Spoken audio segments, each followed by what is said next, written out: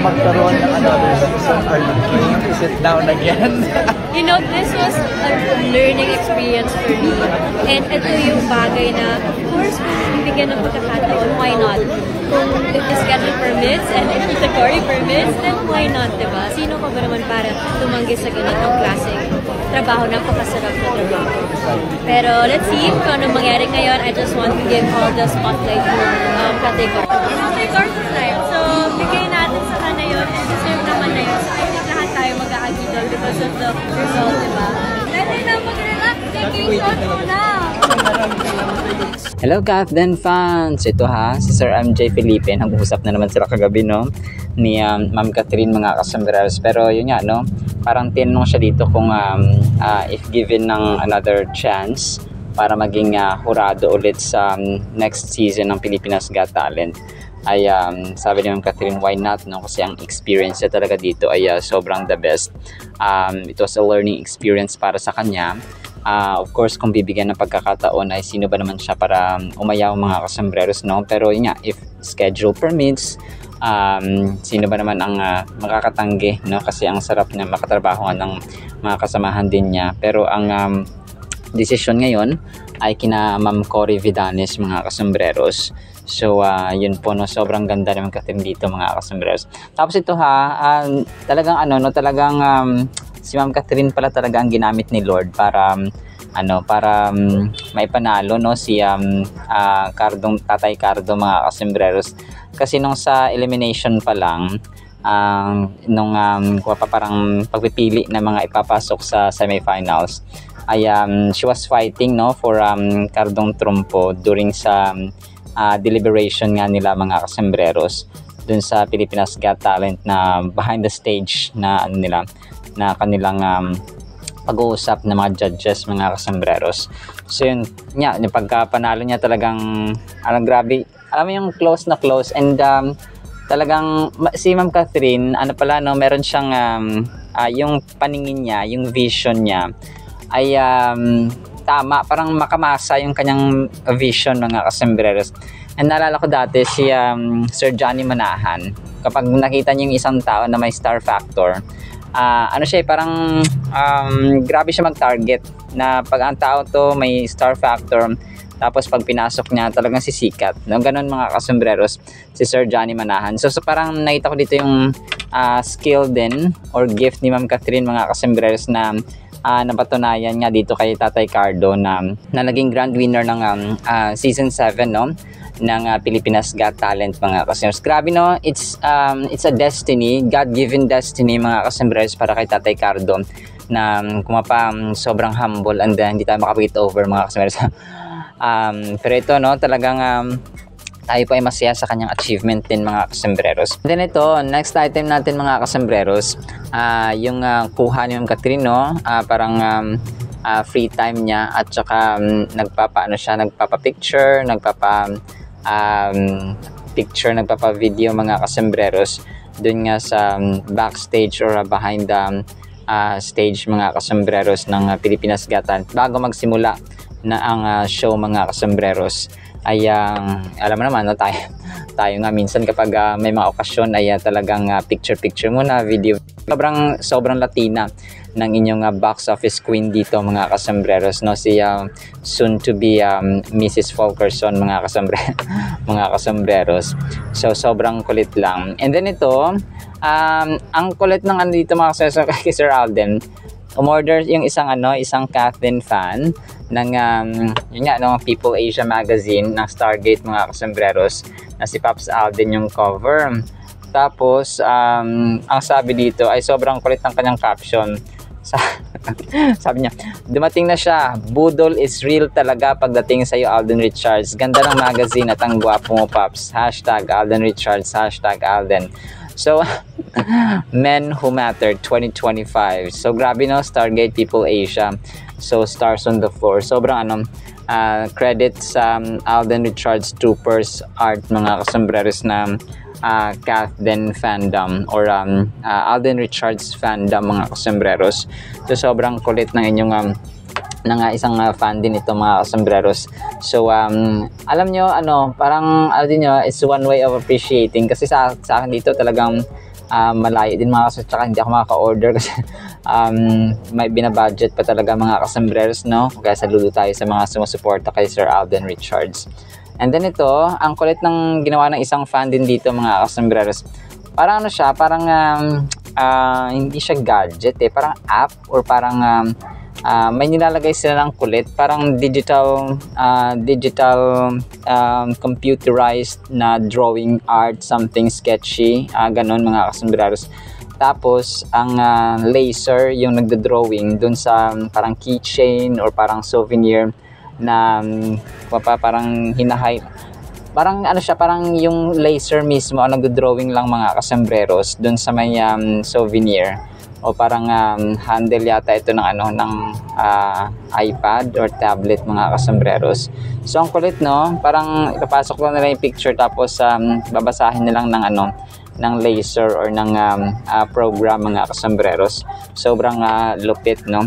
At saka syempre yung padila ni Sir Alden yung dito, yung na-feature nga nila mga kasambreros and mga Cathletics. So sobrang kulit lang, kahit sino parang parang na-addict na dito sa na-hook na dito sa padila at saka pakwela-kwela waki ni Sir Alden mga kasambreros. And then ito, last item, and ito, so naka-white din si Catherine, no?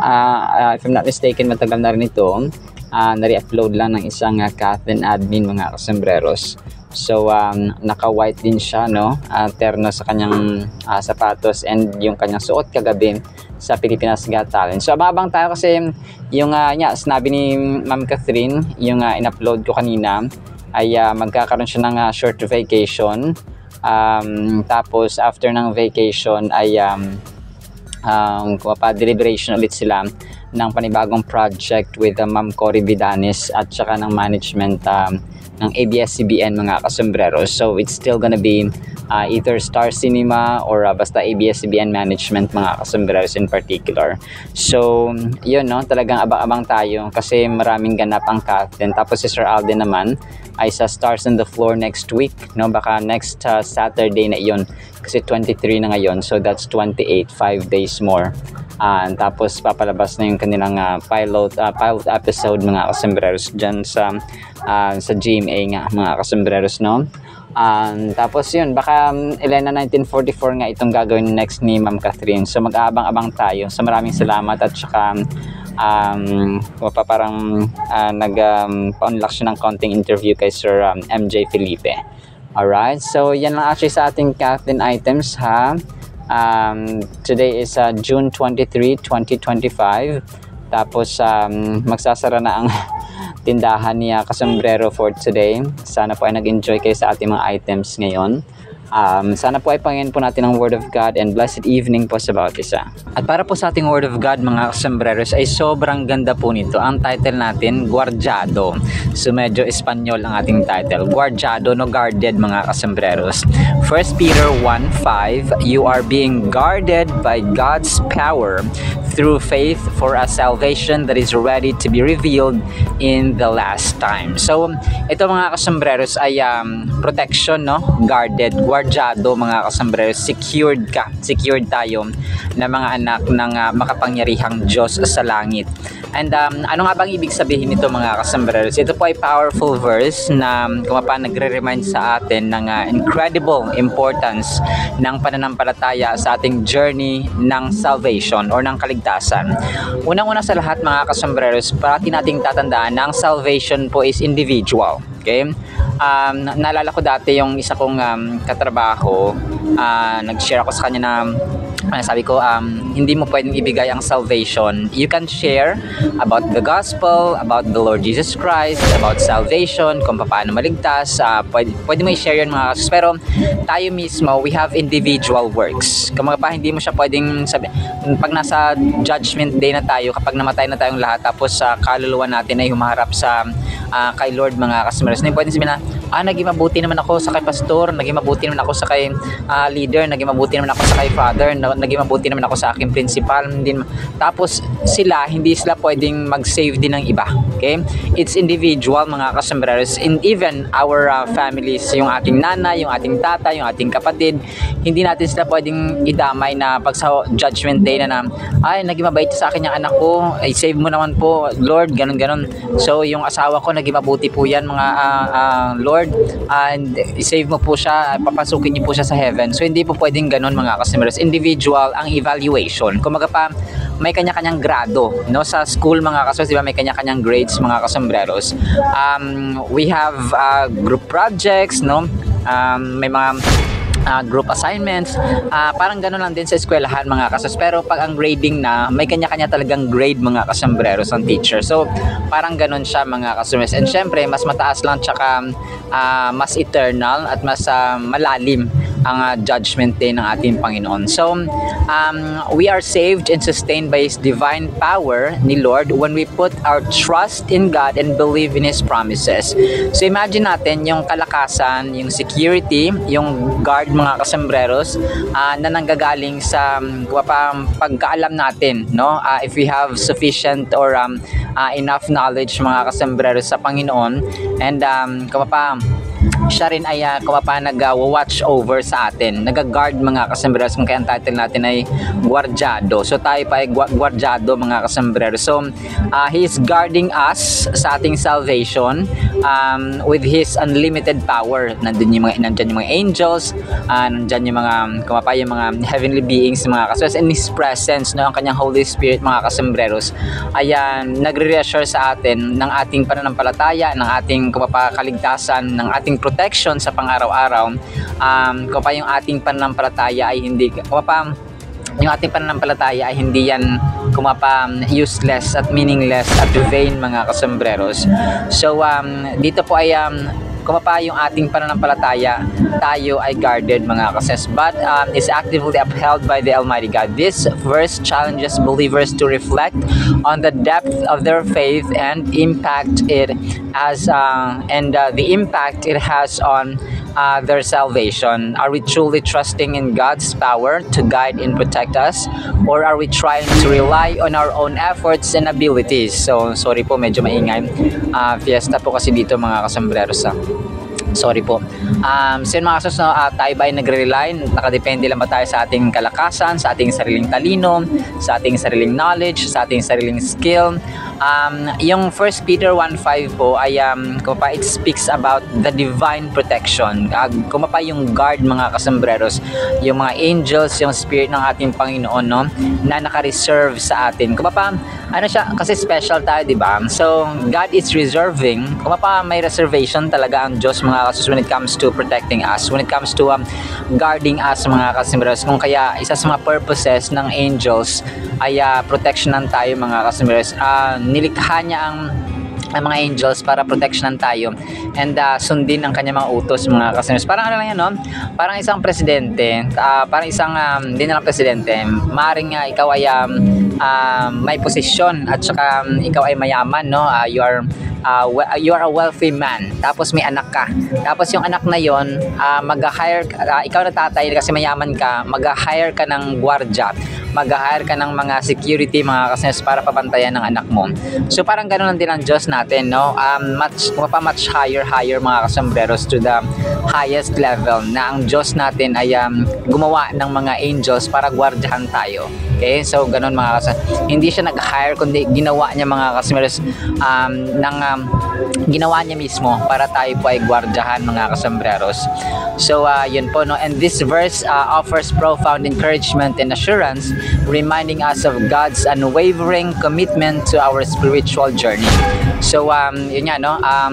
Ang sinasabi ni Apostle Peter dito mga kasambreros ay parang it was for the early Christians, and sa atin, sa present na mga Christians, tayo po ay sa kasalukuyang panahon, and we are children of the living God. Ay in-encourage tayo niya Apostle Peter na manatili tayo sa ating pananampalataya na hindi natitinag, no, hindi nabubuwal mga kasambreros, at hindi tumatalikod. And understanding this context helps us appreciate the weight light of His words, especially in times of personal struggle or doubt. Yung verse din na ito ay nagpo-provide sa atin ng kawapan ng pag-asa at saka security, kasi ang guard talagang, di ba, pag nasa yung gwardiya sa isang kumpanya or sa isang establishment, so gwardiya, so security, di ba, gwardiya, security, so magkatambal yun sila. So when you are guarding someone, so you are providing security sa isang establishment or sa isang tao or sa isang individual. Ganun po siya, mga kasombreros. And ganun din sa atin, no? It invites us to trust in God's power and security or guidance sa mga kasombreros forward, or to look forward the ultimate revelation of salvation. Para mas lalo mapalakas, mga kasombreros, ang security o ang pagwardya, mga kasombreros, ng ating Panginoon sa atin, we have to increase our faith and perseverance. So we can focus on paano ba natin gawin ito. Focus tayo sa Panginoon at sa kanyang dakilang pangako, dakilang pag-ibig, dakilang promesa, mga kasombreros, na na-mention nga dito sa 1 Peter 1:5, mga kasombreros. So may nag-aabang, kung kaya sasabi dito na that is ready to be revealed in the last time. So ang last time na yun, mga kasombreros, yung judgment, no? And even sa ating buhay dito sa mundo, may nakalaan talaga. Kunwari may dream ka, may pangarap ka na ganto na ganyan, so talagang darating ang panahon, may perfect time ang Diyos, mga kasombreros, para sa ating para sa kanyang pangarap, para sa kanyang katuparan sa ating pangarap na iyon, mga kasombreros. But kumapain nga yung faith, hindi natin wawalain yun, yung pasasalamat sa salvation na free, na libre niyang inoffer sa atin, binigay sa atin.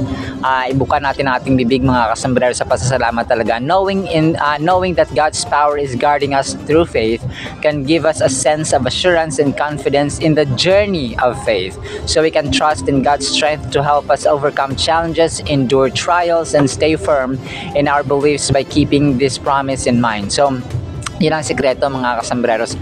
And po pwede nating mapalago yung ating relasyon sa Panginoon by yun nga, no? Talagang magiging habit natin yung panalangin, yung ating pagbabasa ng Biblia, studying His Word, mga kasombreros, and fellowshipping with other believers to strengthen our faith and perseverance. So yung nakikipag band ka, mga kasombreros, you worship together with other fellow believers at church, mga kasombreros, or even sa mga house of prayer, no? Hindi lang naman sa simbahan dapat nangyari ang prayer, more than sa churches, ay sa ating tahanan talaga, kasi dyan tayo nagsistay most of the time, no? Tayo ay oras nga lang sa simbahan, hindi tayo parati nandun, mga kasombreros. So yung house of prayers natin, yung ating yung ating mga bahay na pinapatuluyan ng mga mananampalataya, manalangin, and even sa pamilya natin in general. So yun nga, no? Yun ang ating gagawin, mga kasombreros, from this point, no? Study the Word always, and to maintain this guardiado na stand natin, na position, mga kasombreros. We have to study the Word and pray always, mga kasombreros. Alright, salamat po in the meantime, ha. Nuwapay pagpalaan po tayo ng pag-ibig, pananampalataya at pag-asa, ng guarding ng Panginoon, na we are secure in His presence, in His angels, mga kasombreros. In Jesus' name we pray, amen and amen. See you sa next segment, mga kasombreros, and paalam po.